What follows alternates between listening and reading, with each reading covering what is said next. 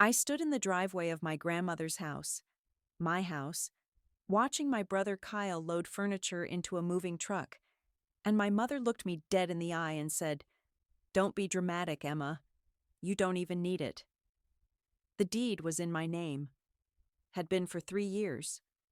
My grandmother made sure of that before she died. She sat me down in her kitchen, held my hands, and told me she was leaving me the house because I was the one who stayed. I was the one who drove her to doctor's appointments at 6 in the morning. I was the one who moved in during her final months to make sure she wasn't alone. Kyle showed up for Christmas and her birthday, if we were lucky. But none of that mattered to my parents. Because Kyle was getting married, and according to my father, a man needs a home to provide for his family. I had called them the week before in a panic. Kyle had texted me out of nowhere asking for the spare key to the house. When I asked why, he said, "Just need to grab some of Grandma's old tools from the garage." I should have known something was wrong. Kyle didn't even own a screwdriver, so I drove over to check. And that's when I saw it. The moving truck. The boxes.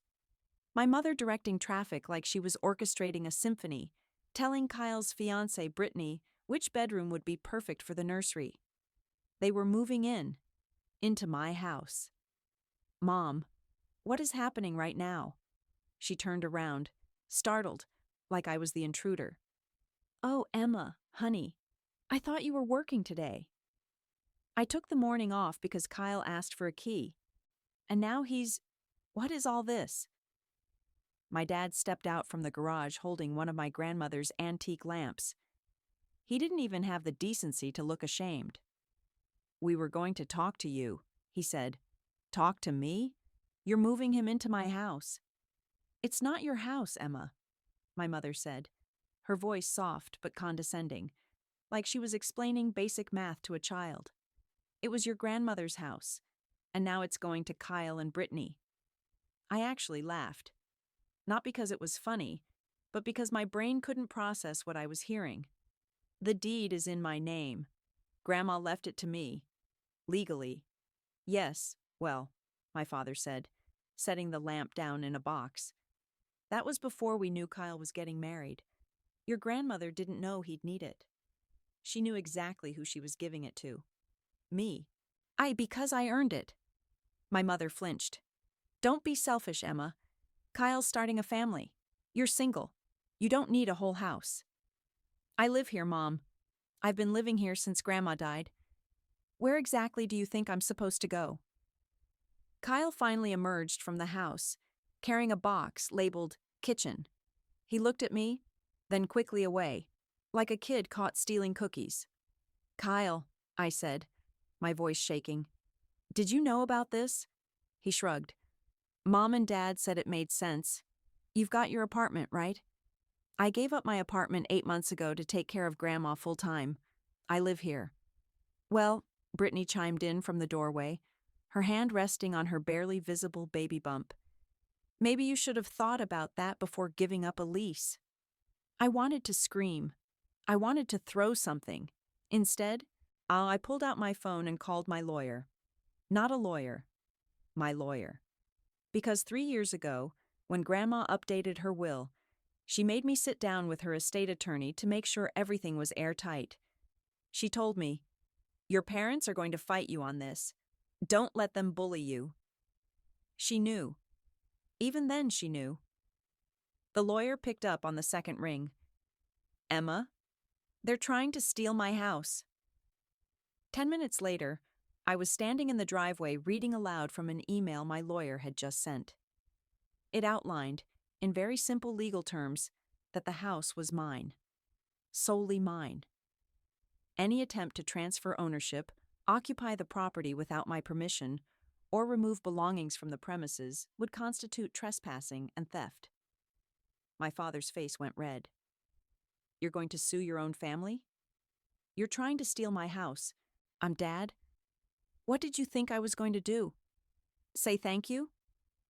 "This is what we get," my mother said, her voice trembling with manufactured hurt, "for raising an ungrateful daughter."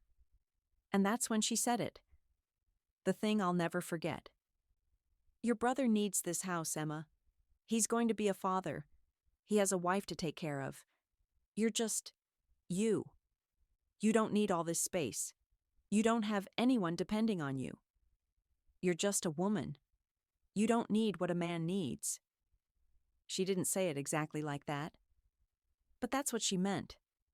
That's what they all meant. I looked at Kyle, waiting for him to say something. Anything.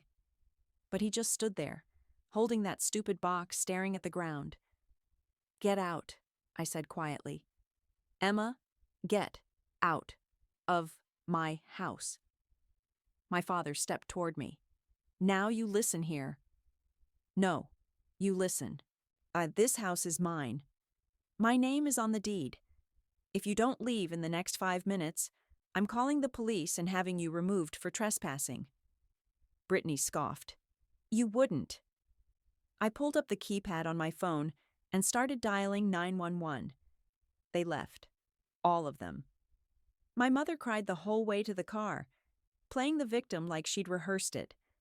My father didn't say a word, just shot me a look of pure disgust. Kyle mumbled something about talking later, but I didn't hear it over the sound of my heartbeat pounding in my ears.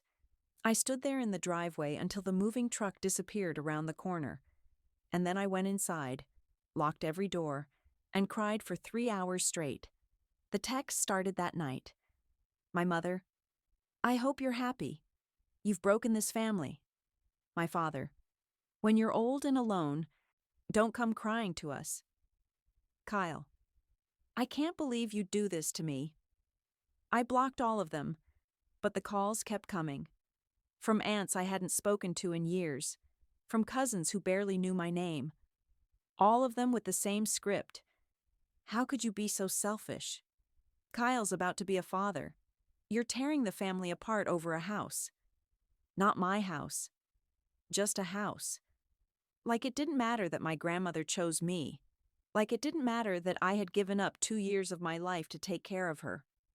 Like I was just being petty and cruel for not handing over my inheritance to my brother because he happened to get someone pregnant. I stopped answering calls altogether.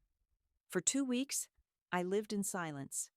I went to work, came home, locked the doors, and tried to pretend my entire family hadn't just disowned me for refusing to be robbed. But the silence didn't last. Because my mother, in true form, decided that if she couldn't guilt me into compliance, she'd recruit the church. I found out when Mrs. Patterson from my grandmother's old Bible study group showed up at my door with a casserole and a concerned expression.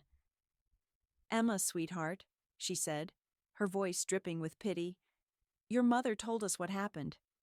We just want you to know we're praying for you. Praying for me? That you'll find it in your heart to forgive. Family is everything, honey. Pride isn't worth losing the people who love you. I didn't even take the casserole. I just closed the door. But Mrs. Patterson wasn't the only one. Over the next week, I had 3 more visitors, all of them from church. All of them with the same message. Forgive your family. Be the bigger person. Or material things aren't worth this. My mother had weaponized the congregation. She'd spun the story so that I was the villain. The selfish, cold-hearted daughter who cared more about a house than her own brother's happiness.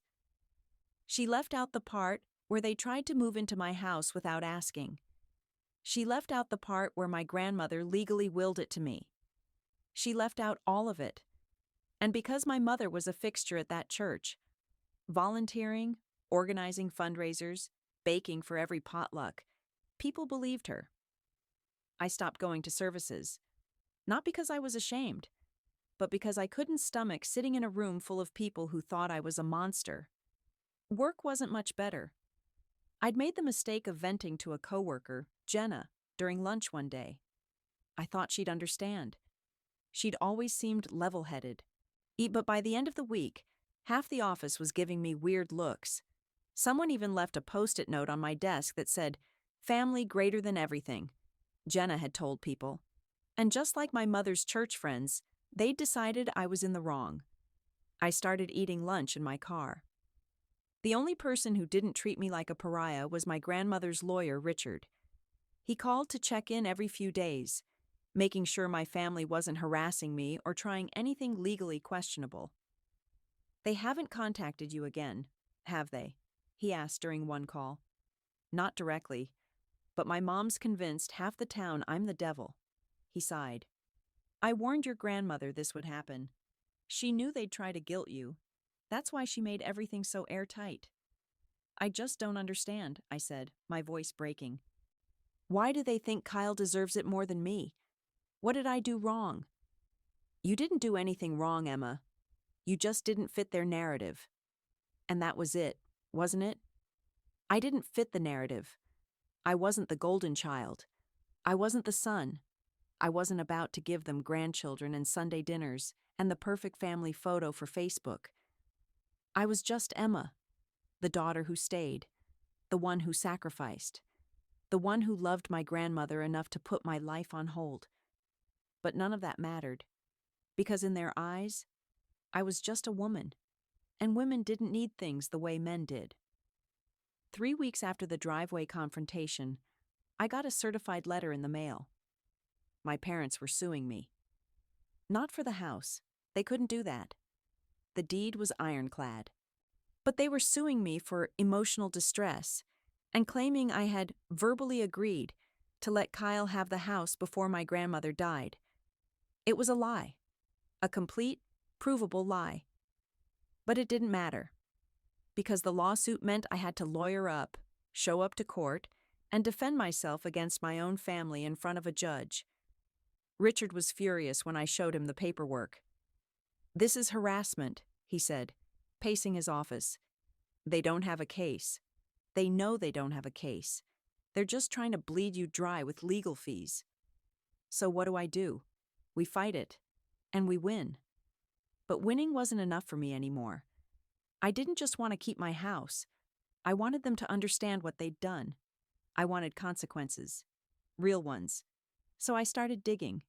It started small. I went through my grandmother's old paperwork, looking for anything that might explain why my parents were so confident they could take the house. And that's when I found it. A folder, tucked in the back of my grandmother's filing cabinet, labeled, "Kyle, do not show Emma." Inside were bank statements, dozens of them, all from the last 5 years of my grandmother's life. My parents had been stealing from her. Not large amounts, nothing that would raise immediate red flags, but consistent, steady withdrawals.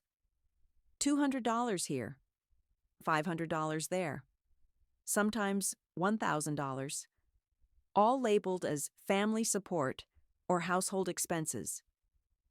But my grandmother didn't need family support. She had her pension, her savings, and the rental income from a property she owned across town. She was financially stable. So where was the money going? I cross-referenced the dates with my own records. Every time my parents made a withdrawal, Kyle had a new car, a new gadget, a vacation.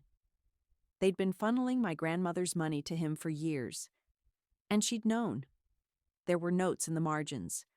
My grandmother's handwriting. Spoke to them about this. They promised to stop. But they hadn't stopped. There was a point where I almost didn't tell this story at all. My own mother said no one would listen, that I wouldn't even reach 1,000 subscribers telling stories like this. But sitting here now, I know stories like this matter. Some pain deserves to be heard. Because what I found in that folder wasn't just theft. It was proof that my parents never cared about what my grandmother wanted. They only cared about what they could take. And now they wanted the house. I made copies of everything. Every bank statement. Every note. Every piece of evidence. And then I called Richard. "I need to countersue," I said. "For what?" "Elder financial abuse." There was a long pause. "Emma, are you sure you want to do this? They made it clear they don't see me as family anymore. So why should I protect them?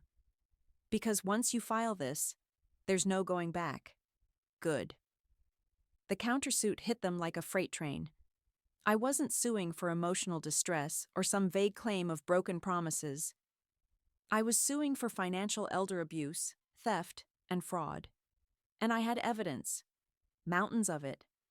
Bank statements showing systematic withdrawals, emails where my father explicitly asked my grandmother for money, just this once, at least a dozen times. Text messages where my mother guilted her into paying for Kyle's wedding deposit, his car down payment, even his honeymoon.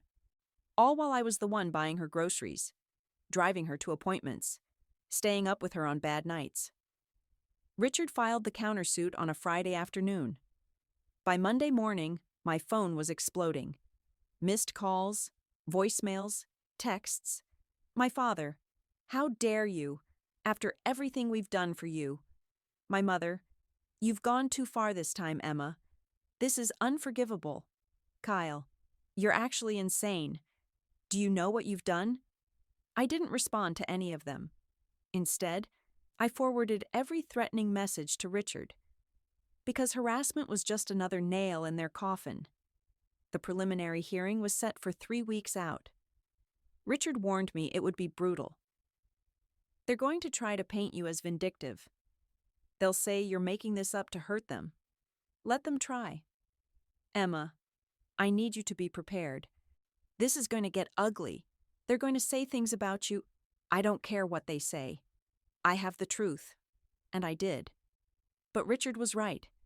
It got ugly.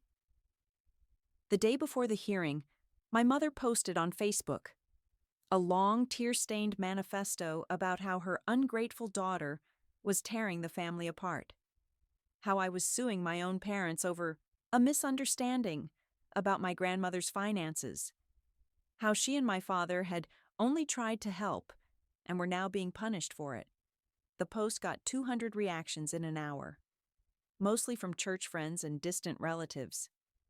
Praying for you. Family should come first.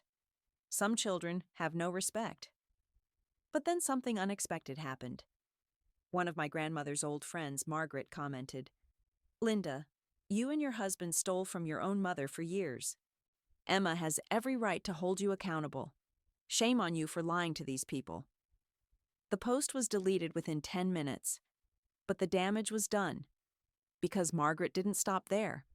She made her own post, a public one. She detailed how my grandmother had confided in her about my parents borrowing, how my grandmother was too kind to cut them off completely, but had changed her will specifically to protect me. How she'd watched my parents bleed my grandmother dry while I was the one actually taking care of her. It went viral in our small town, shared hundreds of times. Suddenly, the narrative shifted. People started reaching out to me, apologizing, saying they'd had no idea, that they'd only heard my mother's side.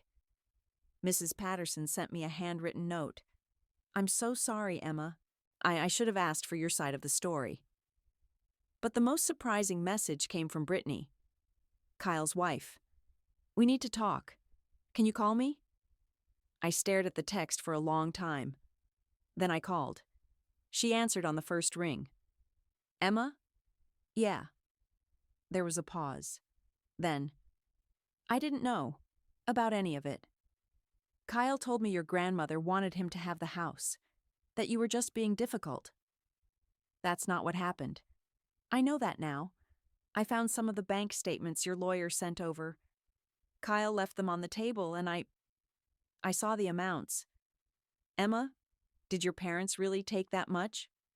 Over $80,000 in 5 years." She was quiet. "I can't be part of this," she finally said. "I told Kyle we're dropping the lawsuit. I don't care what his parents say." "Does he know you're calling me?"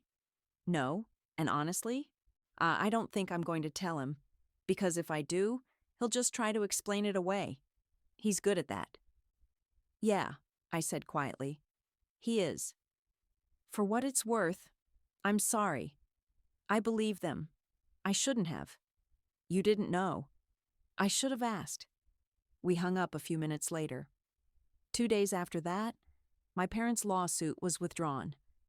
Not because they wanted to, but because their lawyer saw the countersuit evidence and told them point blank they'd lose. Badly. And if they lost, I could pursue criminal charges for elder abuse. So they dropped it. But I didn't drop mine. The settlement hearing was held in a small courtroom that smelled like old wood and stale coffee. My parents sat on one side with their lawyer. I sat on the other with Richard. They wouldn't look at me. The judge reviewed the evidence. All of it. The bank statements, the emails, the texts, my grandmother's notes. At one point, he stopped reading and looked up at my father. "Mr. Garrison, it says here you withdrew $5,000 from your mother's account in March of 2022, labeled as emergency home repair. Do you recall that?" My father shifted in his seat. "Yes, Your Honor." "What was the emergency?" We needed a new roof." "In your house?" "Yes." "So you took $5,000 from your elderly mother to fix your roof?" "She offered." The judge looked back down at the paperwork. "According to this note here, written by your mother, she did not offer. You asked, repeatedly, until she agreed." My father's jaw tightened. "Your Honor," his lawyer interjected, "this was a family matter. There was no ill intent. Counselor, your clients withdrew over $80,000 from a woman in her late 70s over the course of 5 years. That's not a family matter. That's financial exploitation." The room went silent.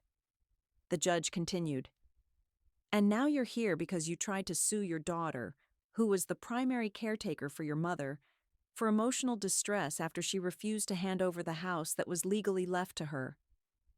My mother started crying. Quiet, shaking sobs. "This is one of the more disturbing cases I've seen," the judge said. "And frankly, Ms. Garrison, you have grounds to pursue criminal charges if you wish."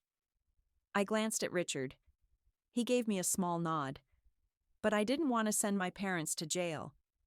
As much as they'd hurt me, as much as I hated what they'd done, I didn't want that. "I just want them to pay back what they stole," I said. The judge looked at me. "All of it?" "Yes, Your Honor. And if they can't, then I want a lien on their house." My mother gasped. My father stood up. "You can't—" "Sit down, Mr. Garrison," the judge said sharply. He sat. The judge turned to their lawyer. "Your clients have 30 days to pay $82,347 to Miss Garrison, plus legal fees. If they fail to do so, a lien will be placed on their property, and they will be required to sell to satisfy the debt. Do you understand?" Their lawyer nodded weakly. "Good. This case is closed." And just like that, it was over. My parents walked out without saying a word. My mother still crying. My father stiff and furious. I didn't feel victorious. I didn't feel relieved. I just felt tired. But 2 weeks later, I received a bank transfer for the full amount. They'd paid. Not because they wanted to, but because the alternative was losing their house. The same house they'd tried to guilt me into giving up. I haven't spoken to my parents since the settlement. They didn't reach out. I didn't either. Kyle sent me one text, months later. "I hope you're happy now." I didn't respond. Brittany, surprisingly, stayed in touch. She had the baby, a girl. She sends me pictures sometimes. I don't know if Kyle knows. I don't ask. The house is still mine. I've thought about selling it, starting fresh somewhere new. But every time I walk through the rooms, I hear my grandmother's voice. "Don't let them bully you." So I stayed. I repainted the kitchen. I planted a garden in the backyard. Turned my grandmother's old sewing room into an office. And slowly, the house stopped feeling like a battlefield. It started feeling like home. People ask me sometimes if I regret it, if I wish I'd just let it go. Given Kyle the house to keep the peace, and the answer is no. Because this was never just about a house. It was about being seen, being valued, being treated like I mattered. My parents taught me that love in their world was conditional, that you earned it by fitting into the right roles, by being the right kind of person. My grandmother taught me something different. She taught me that love is shown through action, through sacrifice, through choosing someone again and again, even when it's hard. And she chose me. So I fought for what she gave me, not out of spite, not out of greed, but because I deserved it, and because I knew that if I let them take it, I'd never forgive myself. I don't know if my parents will ever understand that. I don't know if they'll ever apologize. But I do know this. I don't need their approval anymore. I don't need their version of family, because I have something better. I have a home that's truly mine. I have peace. And I have the memory of a woman who loved me enough to make sure I'd be okay, even after she was gone. And that's worth more than any amount of money they could have taken. Some stories don't end with reconciliation. Some stories end with boundaries, with distance, with the quiet understanding that not every relationship is worth saving. This is one of those stories. And I'm okay with that.